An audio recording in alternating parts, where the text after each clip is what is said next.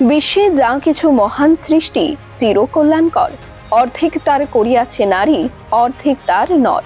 এই পৃথিবীতে যা কিছু সৃষ্ট সবকিছুতেই নারী ও পুরুষের সমান ভূমিকা রয়েছে।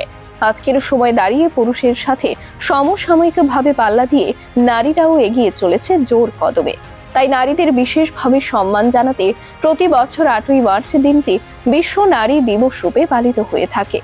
আজ 11ই মার্চ রাজ্যের অন্যতম মহিলা কলেজের এনএসএস ইউনিট ও লিগ্যাল সার্ভিস কমিটির যৌথ উদ্যোগে কলেজের বিজ্ঞান বিভাগীয় বিল্ডিং এ নারী দিবস উদযাপনকে কেন্দ্র করে এক অনুষ্ঠানের আয়োজন করা হয়। অনুষ্ঠানে বিশেষ অতিথি রূপে উপস্থিত ছিলেন বার অ্যাসোসিয়েশনের সদস্য আইনজীবী ভবতোষী দেবনাথ।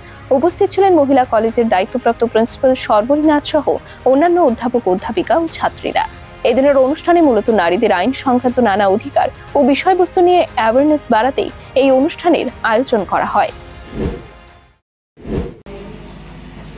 আন্তর্জাতিক নারী দিবসের অঙ্গ হিসাবে সাব ডিভিশনাল লিগ্যাল সার্ভিসেস কমিটির তরফ থেকে আমাকে এখানে বলা হয়েছে আসার জন্য, আইন সম্পর্কে কিছু বলার জন্য, কিছু সচেতন করার জন্য। আমরা সবাই একটা বিষয় অবগত আছি যে আইনের চোখে আমরা সবাই সমান। সেটা আমাদের ছাত্র জীবনের পাঠ্যপুস্তক থেকে শুরু করে যখন কর্মজীবনে প্রবেশ করেছি, যারা সাংসারিক জীবনে প্রবেশ করেছি, সবাই জানি আইনের চোখে সবাই সমান।